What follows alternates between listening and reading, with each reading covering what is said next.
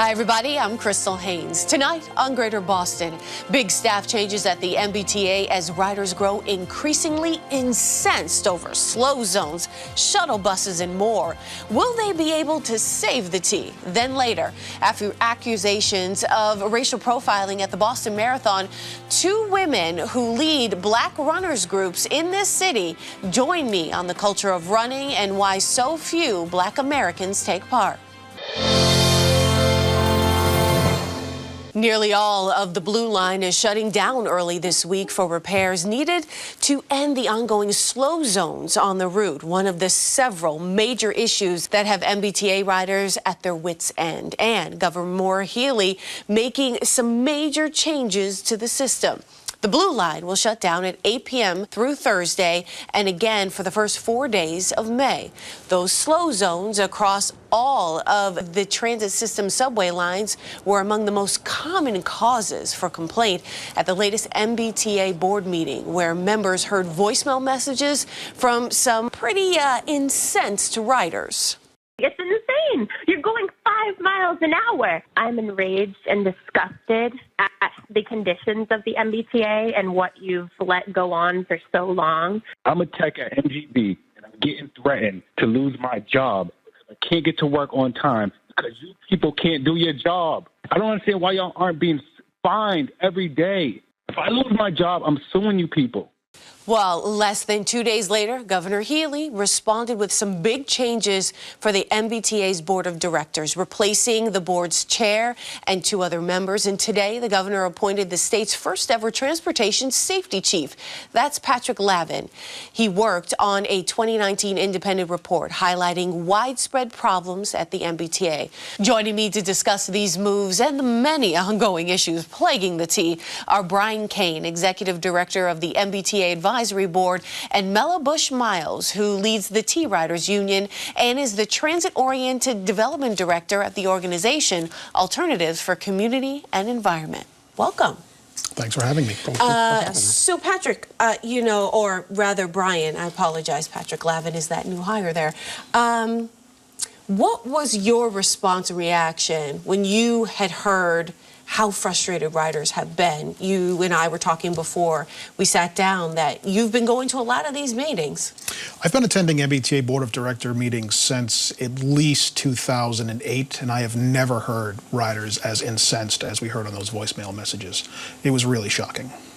I imagine that this is something that, the folks with the T-Riders Union, they hear all the time, and you all organize around it. Yes, we get phone calls about everything from bus stops disappearing to why can't I get to work on time. During the Orange Line shutdown, we rode from one end to the other and back. We started at 11:30 in the morning. We got back at 6 o'clock at night. We stopped for lunch because it was taking so long. And we found many riders there who, one person took 2.5 hours to get from South Station to Haymarket. Incredible. Yeah. I mean, frustration seems to be a small word for what people are experiencing right now. Talk to me a little bit about that. Livid? Yeah. That's a good word. Yeah. They're livid. And if any of the language that was detailed at the board meeting is an indicator, and as we heard, the person saying that they will sue them if they lose their job, it's impacting children's ability to get to school, education-wise. They're being held back. They're not able to travel and get to school on time. They get detention. They may have to repeat a year. The severe impacts on the lives of people is what is concerning to us. And, how do you fix it? How did we get here? And how in the world can the MBTA make this right for the riders? Maybe saying free fares for a year, because in any other business, you would have been yelped into oblivion if you gave that bad of service. So, this is the MBTA. These are our dollars that are paying for it. Well, I mean, Brian, we're talking about these shakeups. Will change equal progress here, do you think? We have 3 strong appointments by the governor last week, and a very strong appointment today with Pat Lavin as the new MassDOT Chief Safety Officer, on top of the appointment of Philip Eng 3 weeks ago as the new general manager. So I am optimistic, and I hope this is the turning point. We've been here before, however, and we've all seen new appointments in the past, new boards in the past. We had a Fiscal and Management Control Board. We had a MassDOT Board of Directors in 2009. We have had many, many different types of governance by many, many different types of people, not to mention over a dozen general managers in the last 20 years. So it really has less to do, I think, with the people and more to do with the political leadership that we have. I'm optimistic that Governor Healey and this legislature are serious about turning the T around and fixing it once and for all. And I have to hope that this is the beginning of that. When we're talking about these incidents, right, you know, I'm thoughtful of that image of runners of the Boston Marathon getting stuck on the train after running 26.2 miles. And I'm thoughtful of these safety issues, the tile falling down in the tunnel in front of the young lady who was carrying her shopping. Of course, the deaths that we have seen. It is both incredible and a tragedy. What do you think it'll take to motivate these folks to really get the change that needs to happen? I think that the MBTA really needs to start really going into a deep dive of working with riders directly, getting real feedback and real input, even in planning for the future and how they're going to do that. We asked them, why aren't you fixing the stairs at Ruggles Station during the Orange Line shutdown? They said, oh, we needed to use those stairs so we could get down to the platform. I said, no, you didn't. They are not navigatable. How in the world could you do that? So I think that the real thing will, you know, we have really strong folk like Tom McGee and working on what he's, I mean, we've worked with him for years on many things around the MBTA and improvements and things. So if they really start listening to us, maybe if we could even have more feedback to give during a board meeting, because once we say what we say at 2 days before we learned what was going to be on the agenda, they don't give us enough time to even know what's going to be on the agenda. So once we're able to, you know, have a bigger conversation and then really get and take a deep dive into what our experiences are. And my recommendation at that board meeting was they all need to ride the T. No plan should happen on any route, you know, without someone having been there riding that every day to see what the experience of the ride. You can't take away a bus route, redesign a bus network or something without knowing how that's going to impact people. So that's how we could get to a better future, is to work with us and really start with the list. You know, the stairs they have to fix the escalators. You know, you go to South Station, the escalator was down for months. The people are trying to navigate with luggage and things like that. Things like that. You got to start at the beginning, at the biggest thing, which is safety. Yeah. And so I think that's a few ways that we could recommend to make it better and get to where we need to be. I don't know how long it's going to take, but it didn't take a day to get here, and it's not going to take a day to get out of it. That's true. And you did mention, you know, these new members, current members need to ride the train, right? We know that the Globe just published a review saying that many of the senior managers here have a primary residence more than 100 miles from the nearest T station. So, Brian, I mean, how can you effectively create change if you may not even know what it's like to ride the T in the city of Boston? I saw that was great reporting by Andrea Estes. Yeah. I guess I just would note, first of all, David Panagore is a gentleman on that list. He's the T's chief administrative officer. I have seen him in the transportation building many, many times, and I know for a fact that he's a very dedicated public servant who is often in the office. The other 11 I can't really speak to. They're folks that didn't work there when I worked there. But hearing that people live in California and Florida and Wisconsin, right. It's outrageous. I don't see why this was allowed to happen. That was clearly a management failure by the Baker administration and their folks that they picked to run the T. And frankly, it's unacceptable. You should be able or required to be in the office several days a week certainly if you're overseeing construction projects, my God. As if the red and orange line cars that we have bought with billions of taxpayer dollars are working properly and are being delivered on time. The fact that this guy is in California trying to oversee this is ridiculous. He should be in Springfield, for Christ's sake, every day, making sure that these things are actually working. Right. And I think about the fact that there's this big staffing shortage. You know, they're offering, what was it, $7,500 signing bonuses just to get folks to work on the T. I mean, what role do you think all of that has to play in the dysfunction? And I'm going to ask you both, but I'll start with you. Sure. Right. People won't even take the money, right? Like, No, like they have to make the working conditions there better. Yeah. I watched them kick the quality of life discussion down the road like 4 or 5 times when they kept putting on the board agenda, oh, let's talk about quality of life. Oh, let's talk about that next month. You know, if you make the working conditions better, you can attract people to work there. We watched a whole staff turnover in a planning department for the entire bus network. And I watched them go, okay, I worked there for 2 months, I'm out. You know, every couple of months, a person left. By the time you got to the end, the people you started with weren't there. So how can you make a plan when the people don't want to stay there? Why do they keep leaving? They need to really assess what is it that we're doing wrong that people don't want to continue to work at the MBTA. And then when they figure that out, make it better. I have plenty of people that I know that work there 6 months in, they terminated their employment. Well, 5 months, 23 hours, and 30 minutes.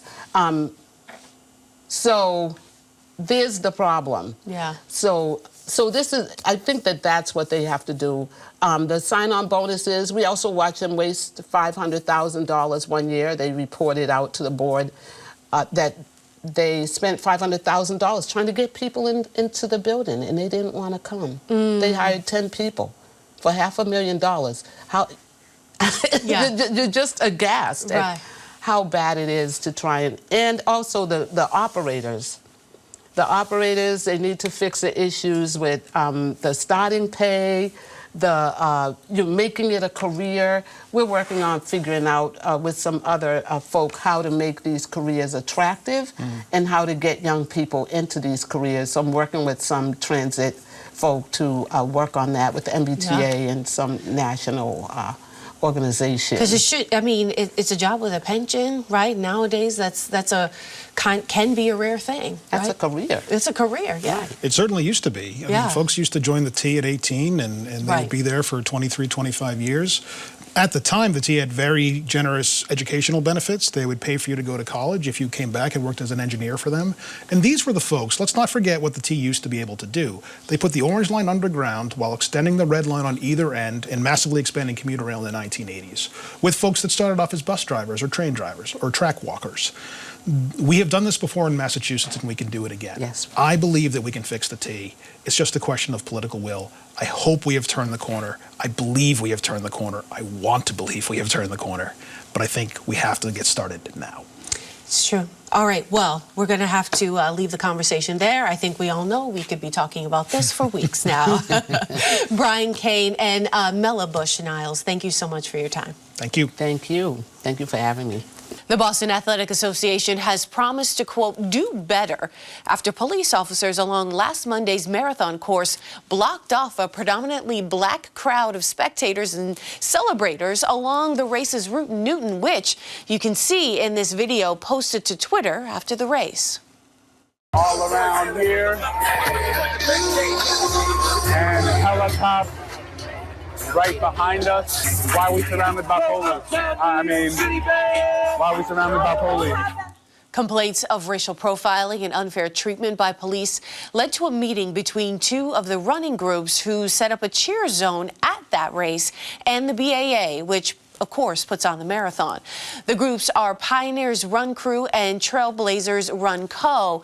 They have also called for an investigation and an apology from Newton's mayor and chief of police. And joining me now are the two captains from the Pioneers Run Crew, Aliese Lash and Francis Ramirez. Francis is the co-founder of the Trailblaze Hers Run Co. Thank you both for joining me.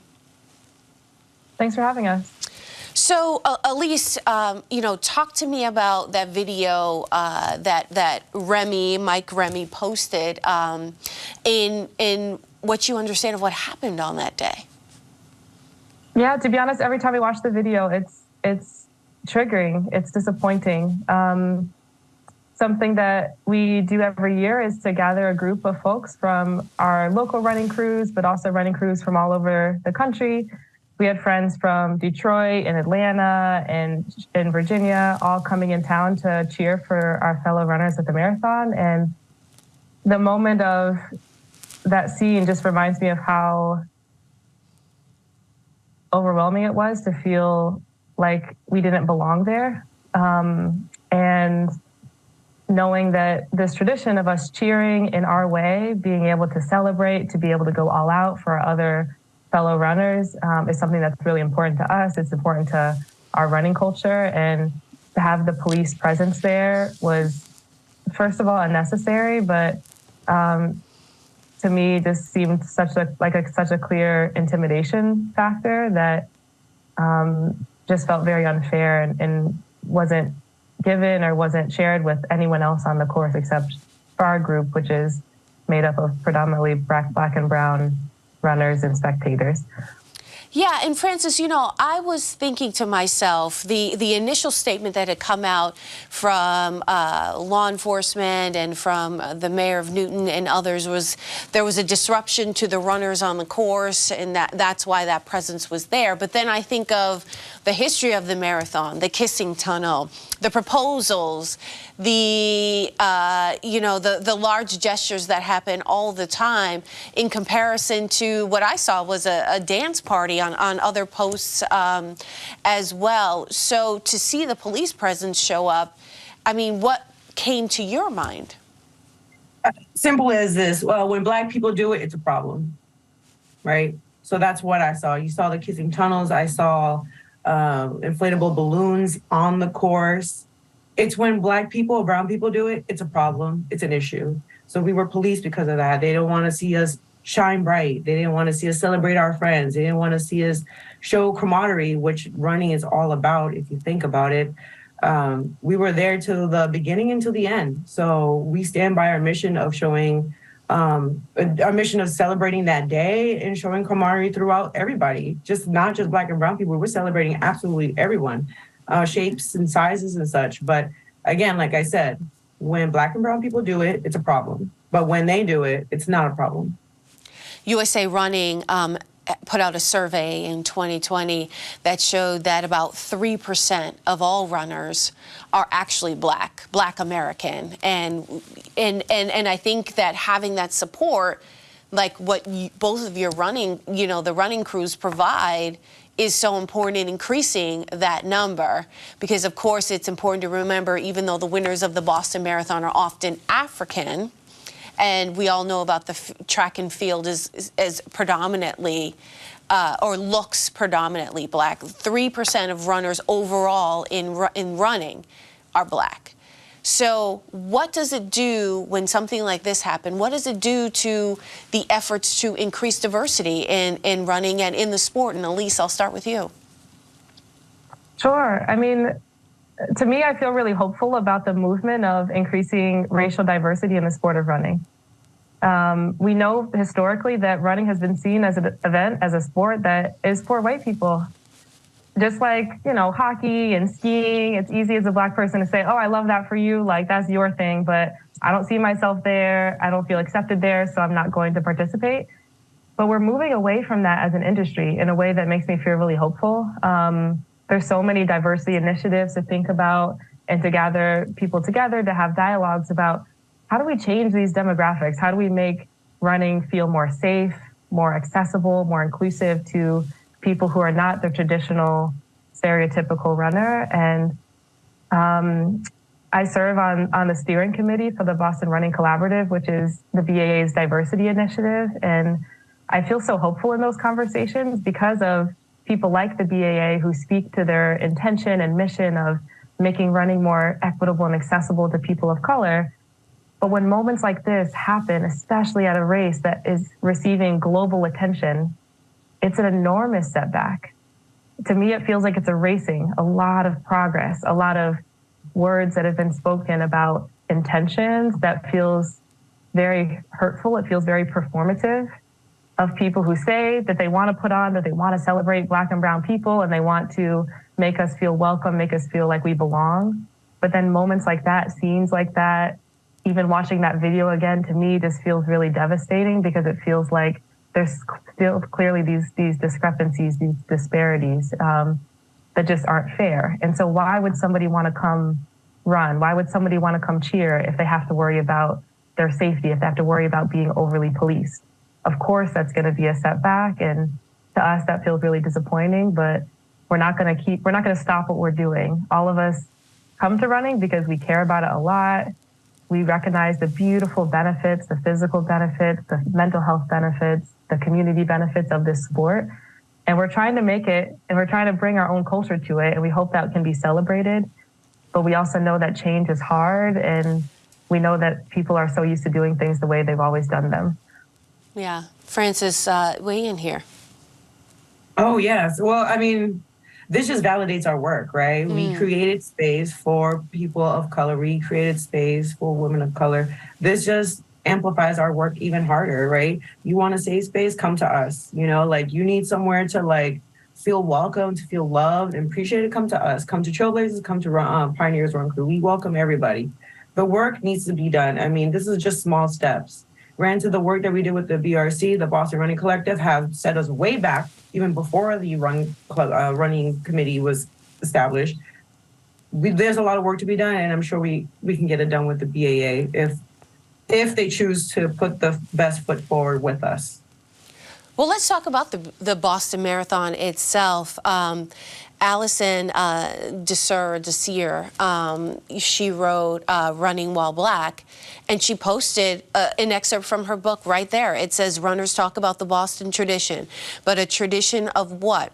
If Boston is the pinnacle, what does that say about what we value? Exclusivity is antithetical to the belief that running is for everyone. A sport open to all cannot elevate faster runners as more deserving of a race, of being more representative of runners. Can we see all runners as deserving of space and place it? It comes down to asking, what is it we truly value, inclusion or exclusion? Aliese, you know, I know that Allison was at the marathon and the events around it as well. There was a really powerful discussion between riders who are in the running community and talking about diversity. I mean, it seems like what happened on Monday is elucidating what Allison wrote here. Yeah, it's interesting you read that clip because I've read Running While Black twice, and Allison is a good friend of ours. She's always been so supportive about what we're creating. And there's an entire chapter in her book that's called Inclusion, Exclusion. And that chapter highlights the problematic pieces of the Boston Marathon in particular, because we know historically that event was designed for and by elitism. It's focused on elitism and exclusive priorities, knowing that people love the Boston Marathon for those reasons, right? It's incredibly competitive to run in the first place, to join the field. It's a huge barrier of entry to a lot of folks, especially folks who are lower income, especially folks who live in the city of Boston.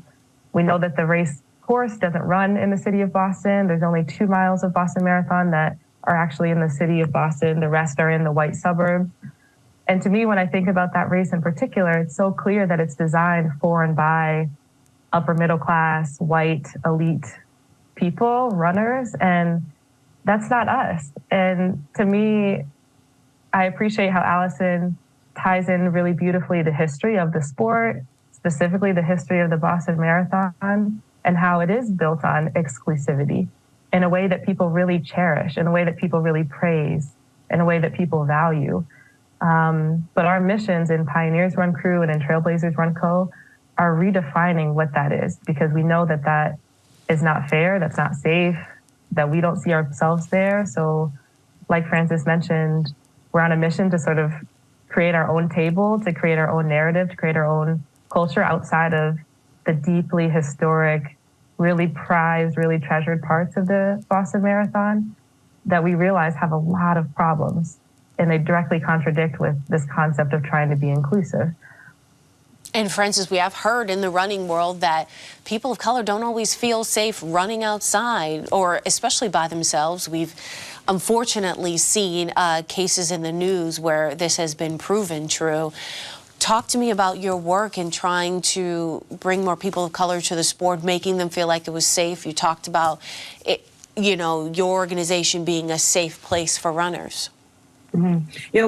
Safety in numbers too, right? So we run in groups and we never leave a runner behind. And that's really what our mission is, right? Safety in numbers and always keeping tabs on each other. Like, hey, checking in mentally or physically too. You know, on a run, sometimes you might be killing it, but you might be really killing inside. So there's also that part. Absolutely. Yeah, one thing I'll add to that is so much of the planning and designing and the programming of Trailblazers and Pioneers is thinking about the concept of equity. Yeah. And part of equity involves planning for people on the margins, right?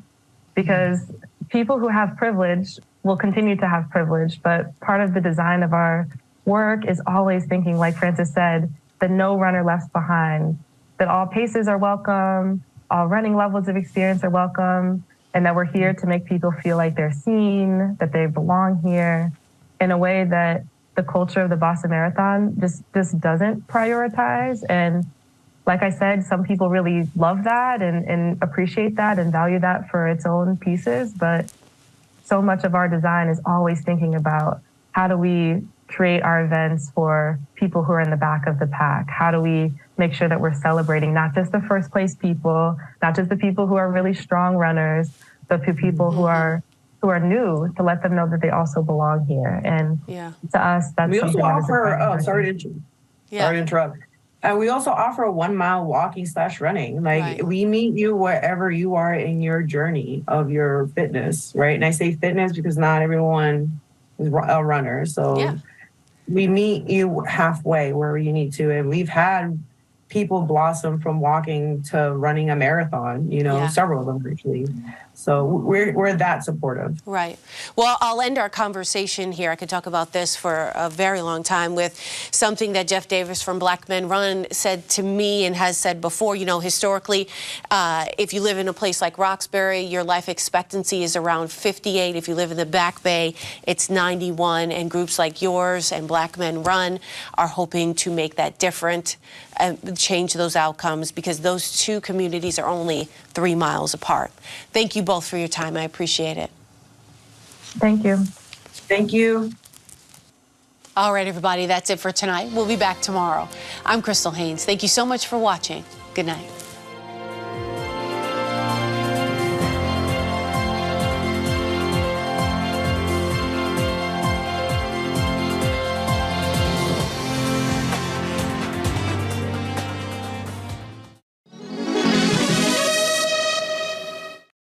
What would it take